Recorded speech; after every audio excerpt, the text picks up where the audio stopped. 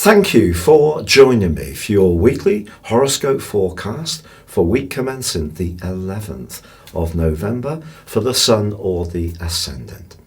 If you've yet to subscribe to my channel, I'd be honoured if you did so now. Please click or tap on the bell notification symbol. There's an absolutely brilliant angle between the Sun and Pluto this week. But it is going to link in with the full moon, which occurs on Tuesday in the sign of Taurus, which is very much to do with security. Whereas Scorpio, the Sun, is very much to do with transformation. In a more practical sense, it can be about longer term finances, business, investment, entrepreneurship.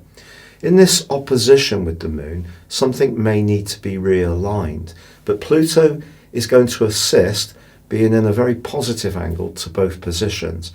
Pluto is very positive if we can sacrifice ourselves to its influence.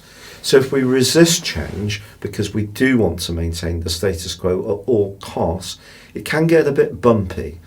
But if we just recognise that change doesn't have to be in a physical or material sense, it can be inside of ourselves. So if there has been something that's been stuck about how you feel about yourself, how you feel about your interrelations with someone you're intimate or close to, or you share a financial partnership, well, I think that Pluto can shine light into the darker corners of this, the hidden side, because the more insight that you can gain from Pluto, the better it's going to be. So this is a full moon January that I think can be very positive.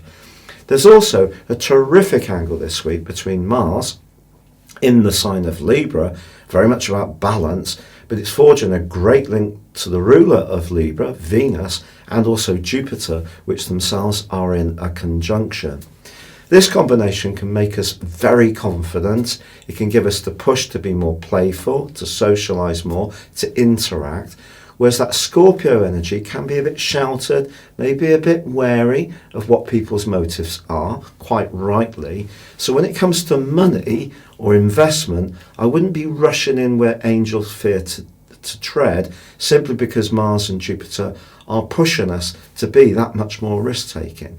But what I think they can do is ask us to be a bit more abandoned, especially when it comes to our social situations. Just be conscious that if you meet someone who seems amazing, and it's entirely possible with Jupiter and Venus in a conjunction, because Neptune is squaring up to these two and provides a kind of swirling mist of unreality.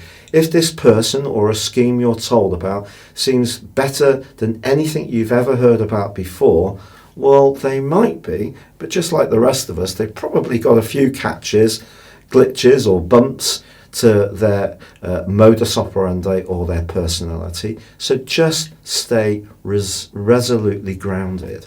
And of course, with Mercury still tracking backwards, that does provide another potential for mischief. But it will be next week that Mercury goes forwards in Scorpio, and Mars, the co-ruler of Scorpio, also moves into Scorpio, and that's going to be a very exciting phase to look forward to. Your specific forecast, Aquarius, sees a glorious conjunction between Venus and Jupiter in your sector of friendship. That's also forging a beautiful link with Mars, the planet of drive, in your sector of expansion.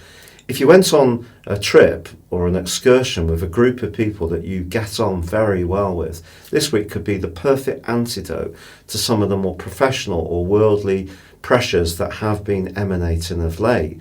It is possible that you're still waiting to hear about a key piece of information, perhaps about a career application, or perhaps some retraining, or perhaps it is about a presentation you need to do, but you're still waiting to get some information to just take that forwards. And home issues still need to be balanced against whatever you're doing in a more worldly or sociable context. So just making sure on the back of the full moon that you are giving yourself the time and the space to recuperate and just have moments of peace and tranquility is going to be important, because if you get those, then you can go out into the hubbub and be yourself and be your best. And it's possible that one person who up until now you've only ever seen as being a friend, or who you get to meet through a group situation or by the introduction of a friend could prove to be a really critical player from this week onwards. It's been a real pleasure being with you. If you'd like to go beyond your zodiac sign and discover what 2020 will hold for you based on your personal birth data of time, date and place of birth, please see the link beneath this video. You can get the rest of this year free and 30% off. But for now, good luck and goodbye.